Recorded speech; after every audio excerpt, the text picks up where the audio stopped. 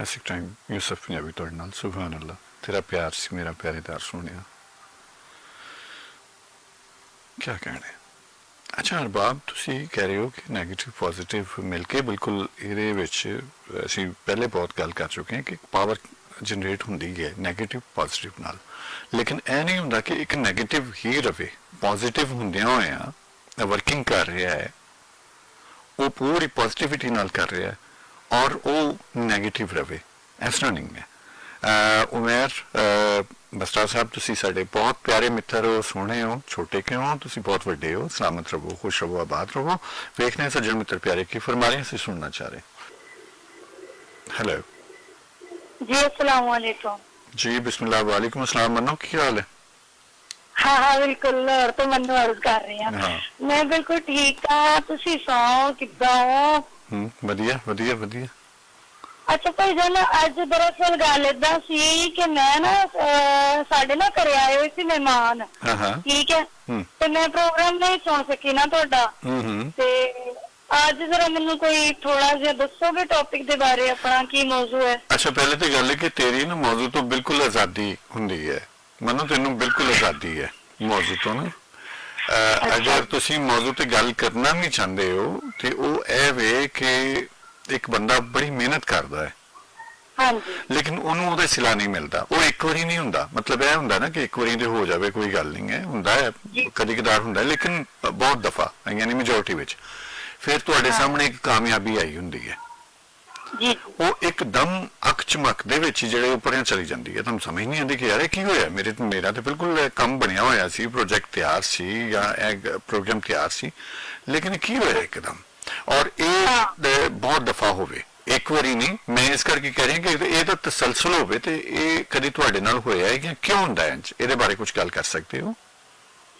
देखो जी, अगर मेरे नाल भी हाँ बेहतर हुंदा इस तरह, लेकिन पता की चीज है, हाँ असल विच ਅਸੀਂ ਜਦੋਂ ਕੋਈ ਕੰਮ ਕਰਨ ਦੀ ਕੋਸ਼ਿਸ਼ ਕਰਦੇ ਆ ਨਾ, ठीक है, उम्मीद रखनी चाहिए है, खौफ भी रखना चाहिए दिल च, लेकिन ਅਸੀਂ ना बहुत सारे ख्वाब सजा लेने हैं। ठीक है ਤੁਸੀਂ ਸਮਝ ਰਹੇ ਹੋ ਮੈਂ ਹੁਣ ਜਿਹੜੀ ਗੱਲ ਕਰ ਰਹੀ ਹਾਂ, ਮੇਰੇ ਨਾਲੋਂ ਬਿਹਤਰ ਤੁਸੀਂ ਸਮਝ ਲਓ।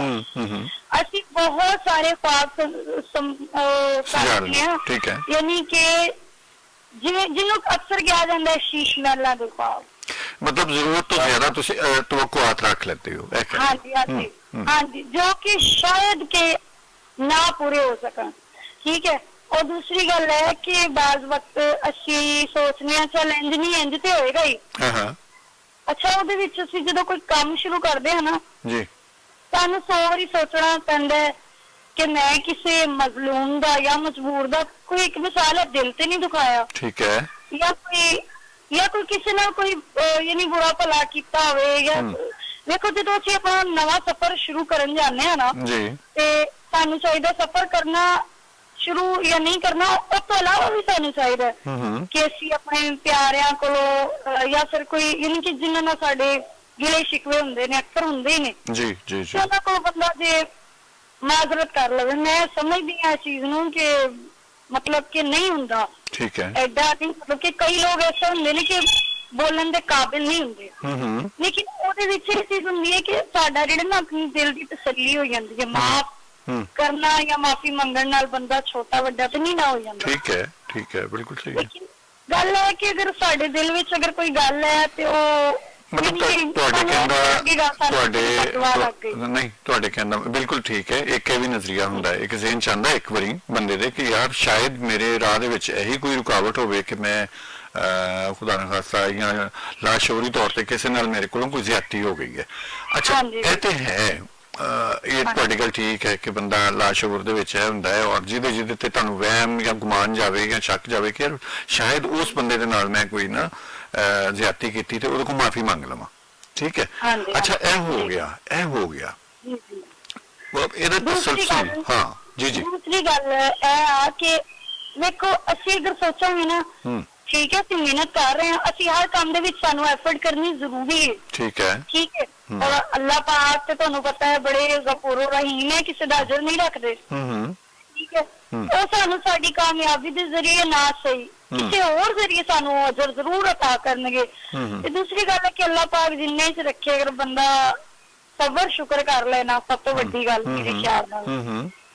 ਇਹਦੇ ਤੋਂ ਵੱਡੀ ਕੋਈ ਗੱਲ ਨਹੀਂ ਹੈ।